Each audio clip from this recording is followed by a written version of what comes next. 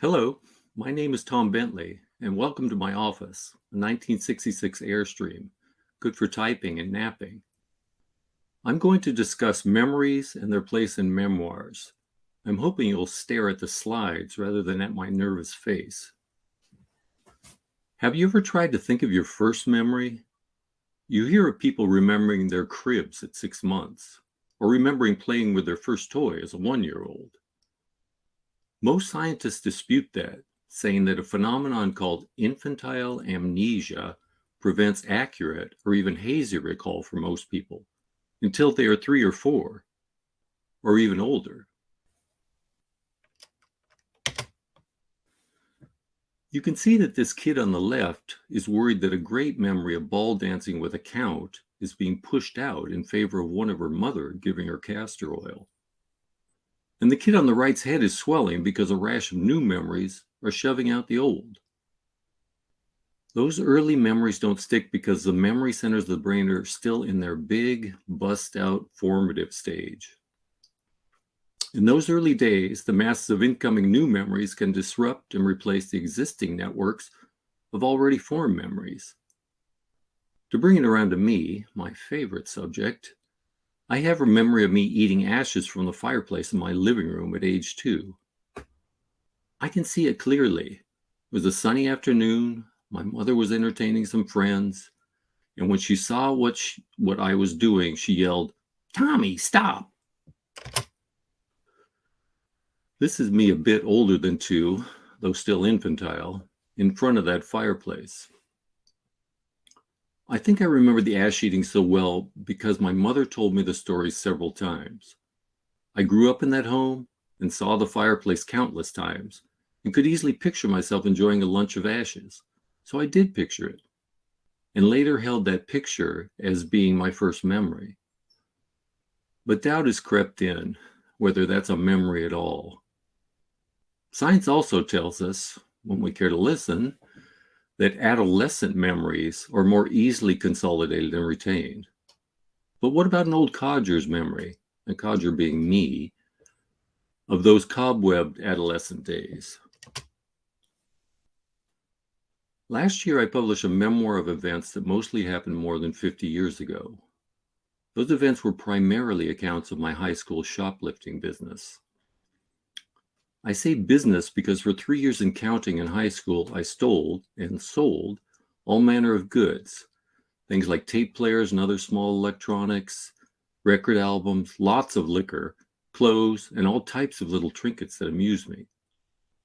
I operated under the banner of sticking it to the man, though it was nebulous to me who the man really was.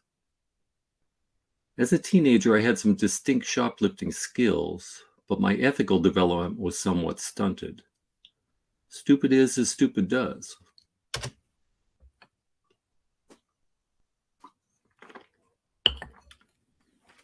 That's me around 50 years ago. I do resemble a Sasquatch, but you can see that that's just my brain swelling with new memories, pushing the hair away from my head. You might think that a Sasquatch would be a conspicuous shoplifter, but remember, this was the early 1970s in Southern California, so there were many Sasquatches running about. Those scientific sorts have also said that humans have a negativity bias, where we are more likely to remember dramatic, threatening events than positive ones. Danger makes for sharper memory. Maybe that's why I remember with clarity those several times being caught as a shoplifter, more than I remember all those times getting away with my crimes. I'm lucky in that I still know a lot of the folks, at least 12 of them, from those days. Worried that in trying to write the book, I could have had undiagnosed adolescent amnesia, I consulted with them, emailing passages from the book or the full book in progress and asking for comments. These comments and those on the next slide are extracted from the high number of email exchanges I made. Oh, that one about the FBI is about one of my sister's shady husbands, not my own crimes in Vegas. I could have listed here many more comments that express the same level of dead uncertainty on what happened, when, and to whom. I wasn't the only one who was a bit mushy on the details. As you can see from these slides, there wasn't a tremendous amount of, "That's the date and I'm sure about it," in the reply messages.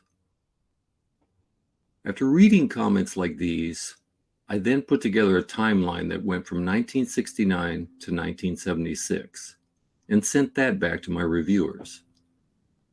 Most of them, if not all, thought my timeline had needed some ripping apart and repairing, and more with hammer and nails than Elmer's glue. Not a shock, I suppose. Some people were able to pin down dates and years because they knew they owned certain cars at certain times, or they could date the bright beginnings of love affairs and their cold ends, or they could peg events to graduation dates. Like the day after I graduated from high school, I went to a Grateful Dead concert at the Hollywood Bowl, a memorable evening of frolic and dangerous drugs. That stuck.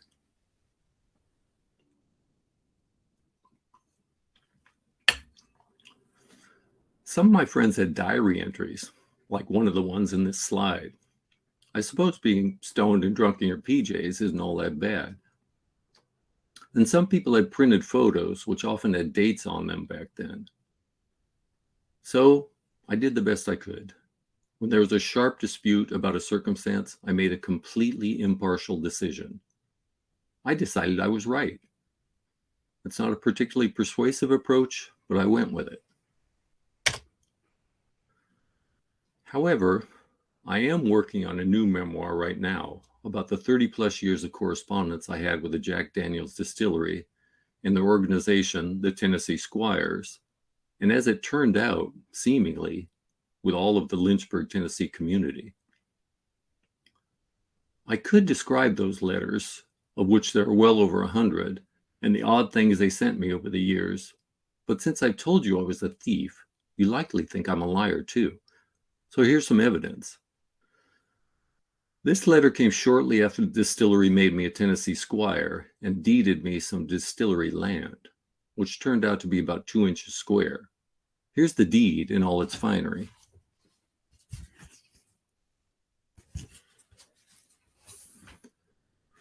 The correspondents in this particular letter want to pick some poke salad on my property and make sassafras tea. Being from the suburbs, my tea always came in little bags, but I told them yes. The letter on the left is warning me about a polecat seen on my property. A polecat is another name for a skunk, if you are as unfamiliar with the word as I was.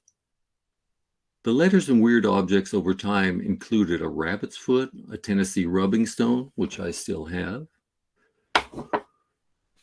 a farmer's almanac, shot glasses, calendars, chewing tobacco, and seen here a snapshot of some precious things collected on my land with a metal detector, a rusty nail, what looked to be metal buttons, and an old piece of pipe. That first letter about detecting was from a woman asking if her son could prospect on my land. And she then wrote her regrets on the back of this photograph and said her son might try elsewhere. That's just one example of the letters that had me scratching my head in confusion and amazement. So I have the documents from Jack Daniel's, most of them dated, so there's printed evidence. Most have my address, so I can trace where I was at the time, going from California to Las Vegas to Seattle to Micronesia and back to California. Unfortunately, I have very few of my reply letters because while I responded to almost all of theirs, I didn't make a copy of what I wrote, particularly in those early days. However, many of their replies directly reference what I wrote, and many of those new replies prompted another reply from me. To sum up, the lesson here is clear. You need to have whiskey to improve your memories. Here's a photo of me thinking about Brussels sprouts. The slide has a few thoughts from people with better names than me that touch on memory and that reflect on the way to the past. I like them all, but don't you think that Mary Oliver one has a great feeling? Be astonished and tell about it. And here's some resources on memoir writing that are helpful. Jane Friedman writes about all things publishing, but if you search for memoir on her site, you'll find all kinds of posts. Mary Carr is famed for her memoir advice, and Brooke Warner, the co-founder of She Writes Press, teaches memoir. Oh, and my mother didn't find out about the shoplifting until 40 years later. Her response was, "Tom, what?" You can tell I've matured. I went from Tommy to Tom. Thank you for being here. That picture shows a slice of key lime pie from the Blue Heaven Cafe, which happens to have the best key lime pie in the world. Let's see if I can exit this slideshow without blood and if anyone has any comments or questions.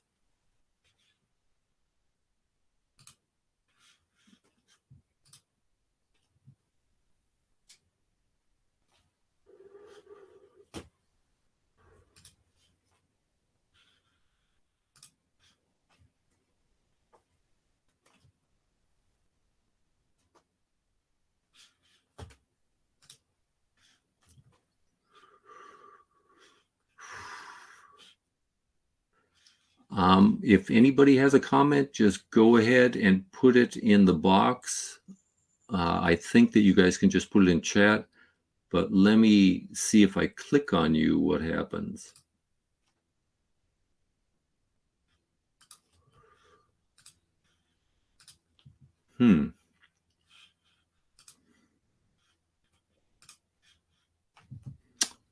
All right, I'm not seeing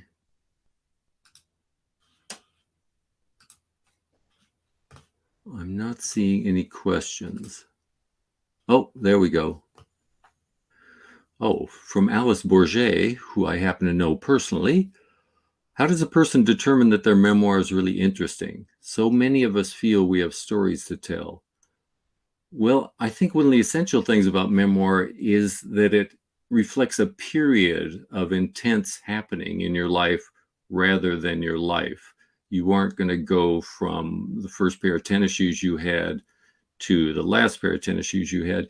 You're going to go from when your sister whipped you over the head with her tennis shoes, and that started a tennis shoe whipping party among all your family that lasted for 5 months. Now, that might be the subject of a memoir. Not certain I'd want to hear that one, but anyway, yes, we have so many stories to tell, but you do want a concentration of events that have a focus. My shoplifting memoir covers social events that happened during that time from the late 60s to the 70s. However, those are only filler or scenery for the shoplifting itself, the shoplifting events, their consequences, my weird ethical feelings that developed about shoplifting. So you want something that has a beginning and an end in which there is some kind of focus and a basis. Marjorie, tips for finding a main focus for memoirs, your main hurdle. Again, things that seem to have a thread, issues that have a relationship to one another where there is not merely an event, another event, another event, another event, but an event that bumps into another event and causes a consequence for that event, or an event that in a collective of events seems to be again, as I said before, a thread. There's something that can be woven that's an actual fabric where you can see, there's a building, and it of course doesn't have to build to something dramatic immediately. There can be a backing away, a building, like in how novels are developed. There can be inciting incidents, and then another scene may not be that inciting incident at all, but the inciting incident has caused something that scenes in the future will have a direct relationship to. So in that sense, you really want to have a basket of events that aren't just, I have a sponge in the basket, I also have a muffler in the basket, I also have a dictionary in the basket. You want things that when they touch each other in the basket, they all resonate together. Daniel, what suggestions do you have for sticking to the story at hand? I had problems with that myself. I sometimes seem to go on. In fact, some of my sentences seem to go on at length, and they could use a cleaver.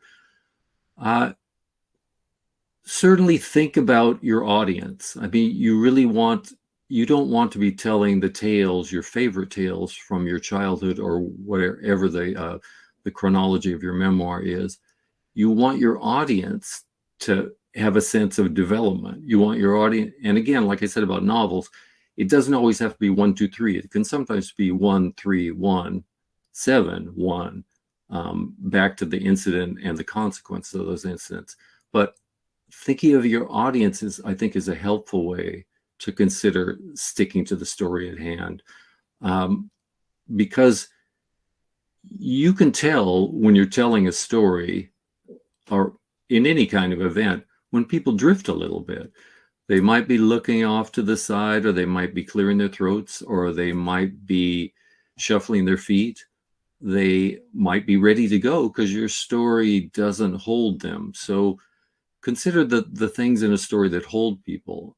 I've told stories among my friends, the people I've mentioned in the memoirs, many times, and they'll sometimes go back to the refrigerator to get a beer because they've heard them before. But so my audience, you have to have fresher stories for my old audience. But anyway, considering the audience, I think, is a big advantage, and what will continue to compel them to move forward in the memoir. Monica, well, that's a very nice thing to say. Thank you very much. Oh, Janet, I wish I saw earlier that you were having audio difficulties. I'm sorry about that. I'm using what is supposed to be a decent microphone, and I had my sound turned up a good deal, but anyway, sorry about that. I don't see any other questions.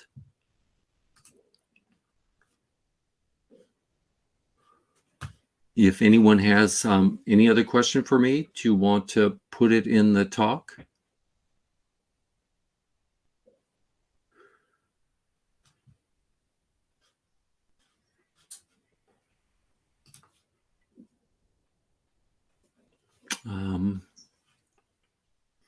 Sorry if I keep hunching forward, peering away. Oh, here's one.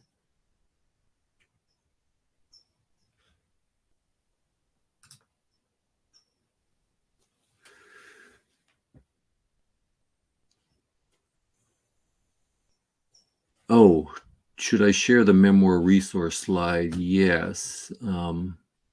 Sorry about that. I'm not certain if Hoppen or Medium are going to give us a chance to give these slides to any other readers who want to look at them. But anyway, I hope you can read that. What is the best memoir I've read other than my own? Tobias Wolff wrote one called A Boy's Life that I thought was great. Oh, I see there's a Bentley in the audience. Oh dear. How much contact will you have with Jack Daniels during your writing? If you mean bottles of Jack Daniels, I likely will have a lot of contact. But I've actually secured permission from Jack Daniels to publish the letters because they actually own the copyright of letters to me. And I've been in contact with their main PR guy before. I'm hoping to interview them a little bit more about what they're doing now, because they're actually releasing a whole bunch of new interesting whiskeys, things they haven't done in the past. Okay, I'm seeing more questions now. Sorry, I haven't refreshed this properly because I'm an idiot with presentations. How do you approach fuzzy memories? From Jana, how do you approach fuzzy memories in writing your memoirs? For instance, do you push them in separate directions to fit a narrative? Would the ends justify the means of altered or edited memory? As I said, and it sounded like it was tongue-in-cheek, I did end up going with what I thought was right. I'm the writer, after all. But fuzzy memories, I really did try to get confirmation from people. And I only showed you a small percentage of the people who wrote to me back in response to my questions of, do you remember this happening this way? And I did get a sense of refinement after time. It was very helpful that I'm still in contact with a lot of the people from those days who can tell me I'm an idiot. And in the reference to, do I push a memory in a specific direction to fit a narrative? I only push it in a specific direction in terms of some tonal efforts, like I'm a wise guy in a lot of my writings, so I can find humor in things that perhaps aren't that funny, which means maybe you don't want to be around me that much. But in terms of justifying the means of altered or edited memory, I really try to go with the best I could. And of course, that's the best you can do. Greg Dunn, what do you think about memoirs that include lost memories, such as funerals you don't remember attending or maybe didn't attend, but instead recall odd snippets? Example, visited my uncle in hospital dying of alcohol, but not his funeral. I possibly would explain those as, again, like my memory of being in front of the fireplace eating ashes, which I'm almost certain is not an actual memory, but is just a story I've solidified in my head. I might specify in a memoir that is the term you're using, a lost memory, or something that is manufactured seems to cheapen it a little bit, but something that describes the scene through other people's eyes, or is declared to be describing the scene through other people's eyes, but your familiarity is so sharp that you are able to describe it well. But I wouldn't describe it to being a definite memory. Let me see.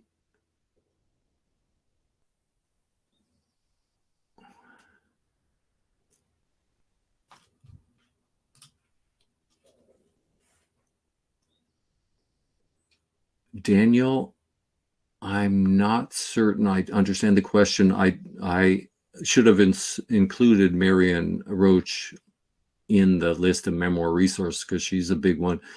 I'm not certain what, well, actually, I understand your question. I don't understand what she means when she says the memoir is about X as illustrated by Y to be told in an X. I was very, very bad at geometry in high school. So when I see X's and Y's, I probably only think of words that start with X and Y's and not formulas. I'm not certain what she means by that. I'm sorry, I can't say. Here you ask, I've self-published 2 memoirs. Is it true that it never gets easier to write them? Goodness gracious, yes, exactly. It's sometimes hard to write anything. Not that I'm the all-suffering being, but I've written a lot of stuff, and I'm trying to write an article right now for an Airstream magazine. And I've written many magazines for the, I've written many magazines. I've written many articles for this magazine. And again, the beginning of it, as always, not having a beginning, puts you at the blank page state. And there's a freezing. It doesn't seem to get any easier to write for me, but you're in good company. It seems to be the case for writers of all kinds, even the ones. I was reading about John Steinbeck before he published Grapes of Wrath. His notes that are like diary entries, they may indeed be diary entries, are incredible. They are, I don't think this is going to go anywhere. Not certain if I should continue with this. Doesn't seem to be working for me. Probably no one's going to read this. it's grapes of wrath. So, like I say, you're in good company. I'm not good at refreshing this page. Let me see if there's anything new.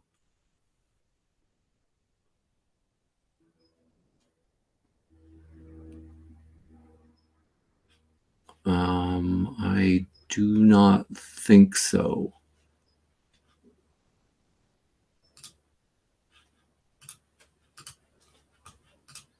If anyone else has another question, please put it in. The show's going to be over in 5 minutes, and I'm going to go collapse. But I do appreciate all the questions. I very much appreciate the viewers.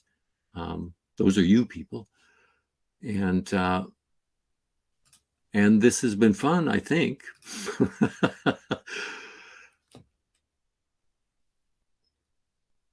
Okay, well, if there are no other questions, I very much appreciate you being here. I'm going to be working on my newest memoir soon.